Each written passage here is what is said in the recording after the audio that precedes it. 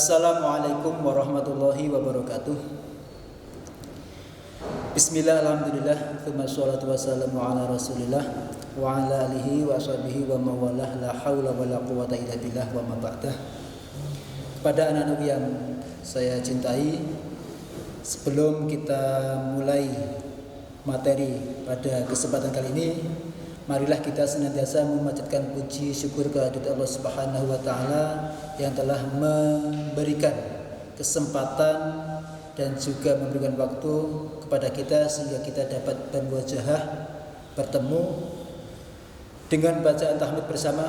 Alhamdulillahirabbil alamin. Shalawat serta salam semoga senantiasa tercurah kepada junjungan Nabi agung kita Nabi Muhammad sallallahu alaihi wasallam yang senantiasa kita nantikan syafaatnya di yaumil qiyamah. Amin Allahumma amin.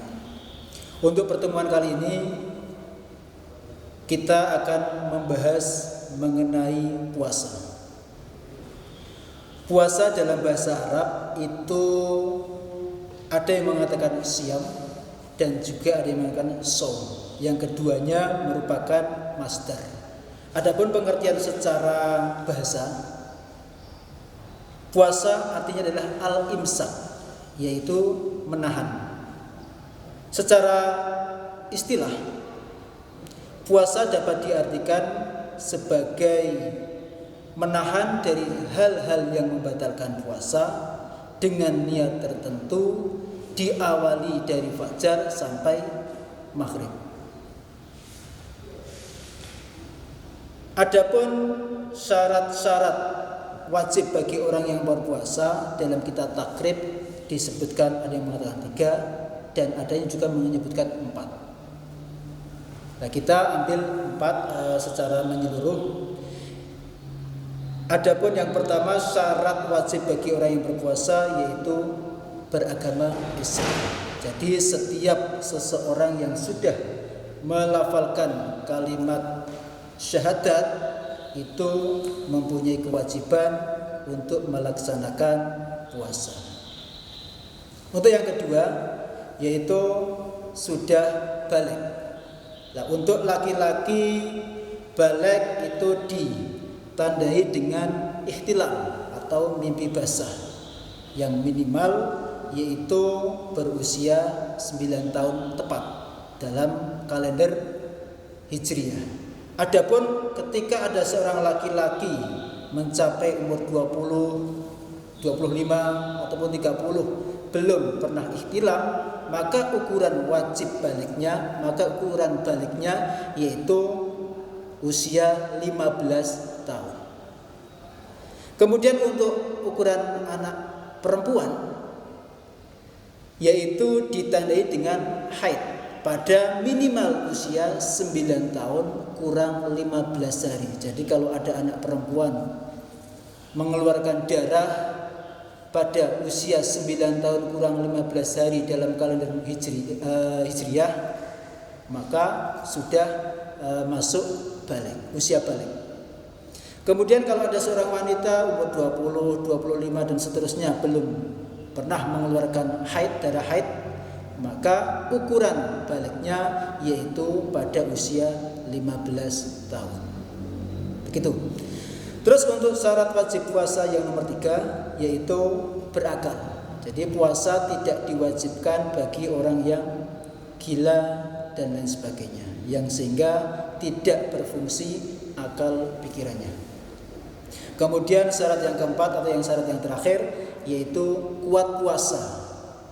Nah, kuat puasa di sini bisa diartikan orang tersebut tidak mempunyai halangan yang menyebabkan orang tersebut itu untuk melaksanakan puasa. Seperti apa? Seperti sakit mah kronis dan lain sebagainya yang menyebabkan seseorang tersebut ketika melaksanakan puasa dapat membahayakan dirinya sendiri. Kemudian dari keempat syarat tersebut, ketika ada salah satu syarat yang tidak terpenuhi seperti halnya non-muslim atau belum balik atau tidak berakal sehat yang diakibatkan gila ataupun tidak kuat puasa yang dikarenakan sakit seperti tadi, maka gugur kewajiban untuk melaksanakan puasa. Nah, Untuk nomor 1 sampai nomor 3 Islam balik berakal. Ketika meninggalkan puasa, maka ketika bukan non muslim, bukan seorang Islam atau non muslim, belum balik, belum berakal, tidak berakal, ketika meninggalkan puasa maka tidak ada hukuman. Tapi untuk nomor 4, ketika ada seseorang tidak melaksanakan puasa dikarenakan tidak kuat, dikarenakan sakit, maka ada diat atau kifarat tersendiri yang nanti akan ada penjelasan tersendiri. Begitu. Yang selanjutnya mengenai fardu atau rukun puasa. Ya, rukun puasa ada yang mengatakan 2, ada juga yang mengatakan 4. Nah, kita ambil 4. Untuk rukun puasa yaitu yang pertama an-niyatu fil qalbi, niat dalam hati. Untuk niat puasa wajib seperti puasa Ramadan ataupun puasa nazar, itu wajib hukumnya melafalkan niat pada malam harinya. Bahasa Jawane nginepke niat. Dan yang kedua juga wajib menyebutkan puasa apa yang akan dilakukan. Jadi kalau puasa wajib Ramadan menyebutkan puasa Ramadan, atau untuk nazar menyebutkan puasa nazar. Untuk lafal niat puasa sering kita praktekkan atau sering kita ucapkan ketika setelah pelaksanaan sholat tarawih, yaitu nawaitu shauma ghadin an adai fardi syahri ramadhani hadhihi sanati lillahi ta'ala. Itu untuk sempurnanya niat puasa Ramadan. Jadi sekali lagi, ketika seseorang melaksanakan puasa wajib, hukumnya wajib untuk melafalkan niat atau mengungkapkan niat pada malam harinya. Seperti itu. Terus untuk yang kedua yaitu menahan makan dan minum walaupun hanya sedikit. Ya, ini untuk syarat fardu atau rukun puasa yang kedua, yaitu menghindari makan dan minum walaupun hanya sedikit. Kemudian yang ketiga, menahan dari hubungan suami istri. Dan yang ketiga yaitu menahan dari muntah. Lah, saya katakan tadi ada yang mengatakan 2, ada yang mengatakan 4, karena untuk nomor 2, 3 dan 4 ini bisa diringkas menjadi menahan dari hal-hal yang membatalkan puasa. Jadi tidak masalah ada 2 atau yang menyebutkan 4, tapi intinya untuk rukun puasa pertama niat, yang kedua itu meninggalkan apa-apa saja yang dapat membatalkan puasa. Untuk selanjutnya yaitu hal-hal yang dapat membatalkan puasa. Hal-hal yang dapat membatalkan puasa disebutkan ada 10 hal. Di antaranya yang pertama, memasukkan sesuatu ke dalam lubang tubuh yang lubang tersebut menghubungkan sampai ke dalam perut, walaupun barang tersebut tidak masuk ke dalam perut. Lubang apa saja? Seperti lubang hidung dan juga mulut. Ketika kita memasukkan benda ke dalam hidung yang sehingga sampai ke dalam, ya, sampai ke dalam hidung, contohnya ketika ini kan masih dalam musim corona, ketika kita melaksanakan swab yang untuk mengambil lendir dalam hidung kita, maka itu dapat membatalkan puasa. Seperti itu. Walaupun benda yang kita masukkan itu tidak sampai masuk ke dalam perut, tidak sampai mengenyang rasanya, tidak sampai ke dalam perut, tetap membatalkan puasa ketika dilakukan dengan sengaja dan tahu hal tersebut dapat membatalkan puasa. Terus yang kedua yaitu memasukkan sesuatu ke dalam lubang kepala, yaitu telinga. Ketika seseorang memasukkan benda ke dalam telinga, itu contohnya menggunakan cotton bud untuk membersihkan kotoran dalam telinga atau untuk mengambil nyawa yang masuk seperti semut.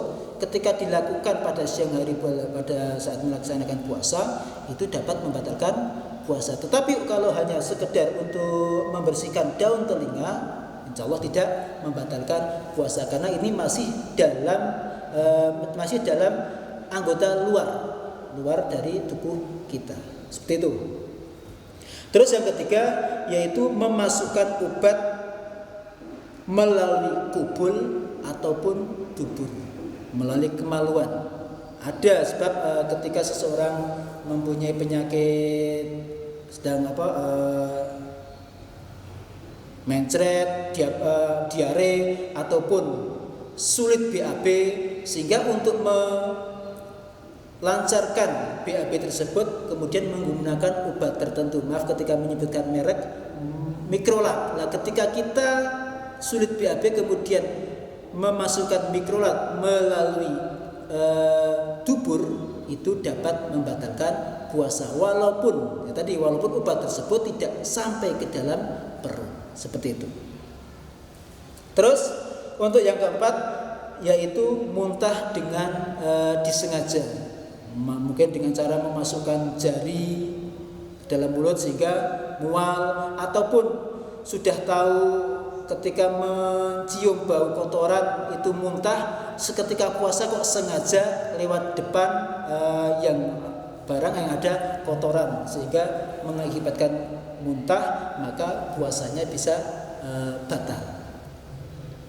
Terus yang kemudian yaitu berhubungan suami istri. Nah, di sini ketika ada seorang pasangan suami istri melakukan hubungan pada siang hari itu dapat membatalkan puasa ketika dilakukan dengan sengaja. Terus kemudian yang keenam yaitu keluarnya sperma sebab bersentuhan tanpa jima yang disengaja. Berarti ketika seorang laki-laki pada siang hari dengan sengaja mengeluarkan sperma walaupun tanpa melalui jima itu tetap membatalkan puasa. Terus yang ketujuh haid bagi perempuan ketika sedang melaksanakan puasa pada siang hari tiba-tiba haid itu dapat membatalkan puasa walaupun mungkin maghrib kurang 2 menit, kurang 1 menit haid, maka puasanya batal dan wajib untuk mengganti. Kemudian yang kesembilan nifas. Ini seperti halnya dengan haid. Walaupun tadi keterangannya sama ya, kurang 5 menit, kurang 3 menit sebelum menjelang buka puasa, maka batallah puasanya. Kemudian yang kesembilan diakibatkan oleh gila. Ada yang mengatakan ketika seorang sedang puasa gila itu dapat membatalkan puasa walaupun hanya sebentar. Tapi ada juga yang mengatakan fi jami'an hari, dari pagi sampai dari fajar sampai sore sampai maghrib. Ketika seorang itu hilang akal maka batallah puasanya. Dan yang terakhir yaitu murtad, riddah, keluar dari agama Islam otomatis. Ketika seseorang keluar dari agama Islam gugur melaksanakan puasa dan gugur juga dan batal juga puasanya. Demikian untuk pertemuan kali ini yang dapat saya sampaikan, semoga bermanfaat. Kurang lebihnya saya mohon maaf. Saya akhiri, wassalamualaikum warahmatullahi wabarakatuh.